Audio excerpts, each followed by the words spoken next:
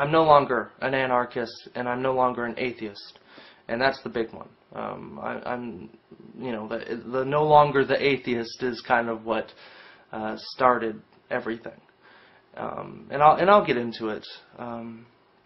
But I've taken down my past videos.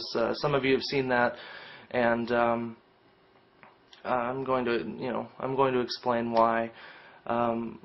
I've returned to Christ and His church. Now, before you start thinking that I'm some kind of fundamentalist, I'm not a fundamentalist. I am not a young Earth creationist. I don't believe the Earth is 6,000 years old, and I don't believe that evolution is bullshit. You know, I'm not Venom Fang X. I'm not Jesus Freak. I'm nothing like that.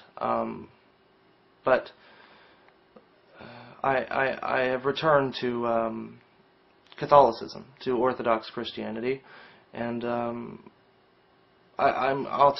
going to explain why. Please bear with me. Please watch the entirety of my video.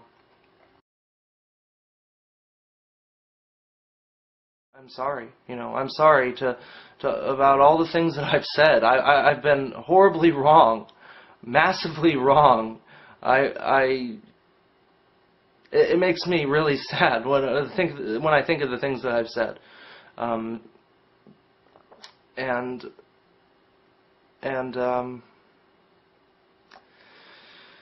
I hope that some of you forgive me. I hope my friend Jeremiah Bannister, or also known as the Paleocrat here on YouTube, you know,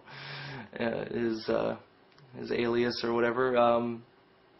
I've already, you know, to Nuclear Night, even though I don't agree with your worldview, I find it abhorrent, I find it morally repugnant.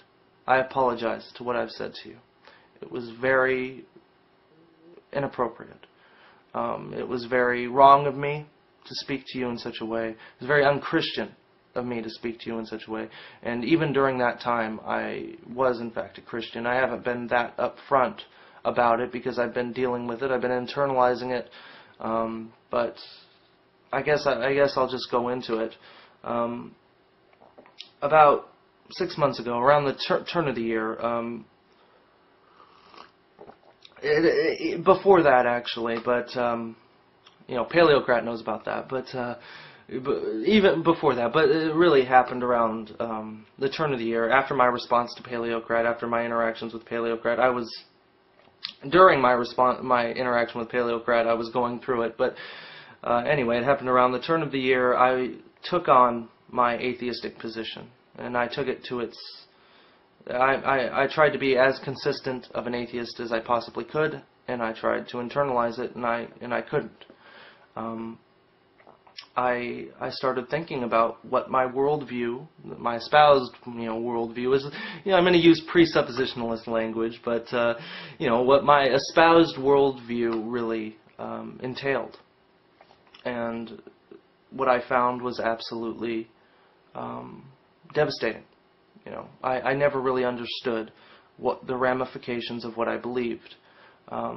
And what came over me was, you know, the most consistent atheistic position is nihilism. I've found. I mean, I haven't heard any. You know, I haven't heard atheists that can account for morality or for purpose or anything like that. I mean, you know, atheists try to say, as far as purpose is concerned, that we create our own meaning. We assign value to what we want, and that's supposed to be liberating or something. And the way I saw it was completely arbitrary.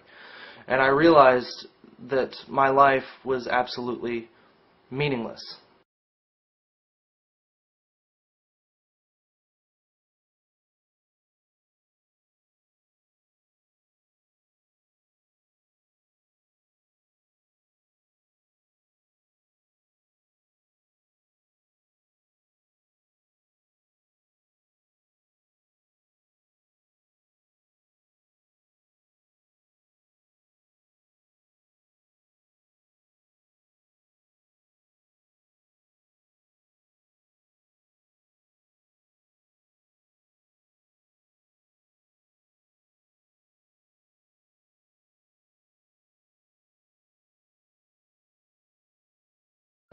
that I had no purpose, that there was no morality, there was no right or wrong, that there was nothing, that there was no objective criteria for discerning right or wrong, that the rape of a woman who's a rape victim is no different than, walking down the street, or a woman being raped is no different than walking down the street. It's just an action, and we assign our value to it. That's the atheistic worldview. And I went into a deep depression over the past 6 months. I went into a very deep depression. And that's why I didn't make YouTube videos. That's why I haven't talked about anarchy or atheism or religion or any of that. Partly because I was having doubts and I was struggling through things, but also because I was very depressed. And I actually went to a doctor because I thought I must have some chemical imbalance. Went to the doctor. Nothing wrong with me. He recommended me to a psychologist. I went to the psychologist. The psychologist said that he really couldn't do much for me. I had a clean bill of mental health. I wasn't insane. And shortly after that, while going through my depression, while going through my depression, I was thinking about how life is absolutely meaningless with the atheistic worldview. Not in reality, I would say it's not, but that's up for debate, and I'm sure I'm going to get plenty of debate with this, which is good. I'm glad. I want to talk about these things, but I realized the true meaninglessness of what the atheistic worldview entailed, and I thought, why would I continue to live? I couldn't think of a good reason to live another day, to get out of bed, to do any of this, because what's the point? I'm going to die anyway. I'm going to leave behind, nothing. In the grand scheme of things, absolutely nothing. Any impact I make will be forgotten. Life is a constant struggle. Like Schopenhauer said, life is like being on a raft, right? And we're struggling as hard as we can to not go over the water's edge, and in the end, we fall off the waterfall. And that's the way things are with the atheistic, view of things. I couldn't think of a way to justify my own existence. If I'm going to suffer throughout all of life, which life entails a great deal of suffering, I'm going to die anyway. Why don't I just kill myself? And I don't have the, I'm too much of a coward to actually do it, but I couldn't think of a good reason why not to. And I think if I would have kept going down that rabbit hole, I might have actually done it. I'm not sure. I was as close as I've ever been. I've never thought about suicide until then. And what came to mind was the argument for desire, for the existence of God, for the argument from desire. The world is fleeting, passing. It's finite. It's material. It's going to be gone.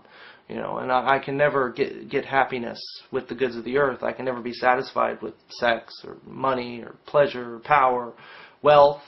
I'll never be satisfied with it. It's like when I wanted to lose my virginity, right? When I was a kid, wanted to lose my virginity.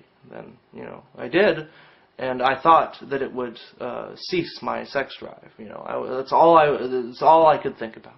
And so it happened, and I was still desiring sex as much as I did before. It didn't cease anything. Wealth, people constantly look for happiness and wealth. They constantly buy things, and they think, oh, this will make me happy, this new iPhone or whatever, this will make me happy, and they get it, and then, it's in the garbage 6 months later, and they're on to something else. We can never be satisfied with the goods of the earth. Why is that? Why is it that I cannot get my satisfaction in that, but my heart calls for something greater, for something infinite, for truth, for justice, for purpose, and not arbitrary purpose based on whim, but real purpose, not a purpose subject to me or subject to other people, but purpose from an external source, from a universal source. Why is it that I desire that? Why is it that my heart calls to that? Is my hunger a projection? Is food just a projection of my hunger? Or does my hunger prove that food actually exists? And I know that might be a weak argument, but that's what I was thinking. And I'll back this. I'll back a lot of it up with a more intellectual argument. I know that this is very emotional, and I'll probably get people just responding to this, but what are you going to do? But anyway, so I realize.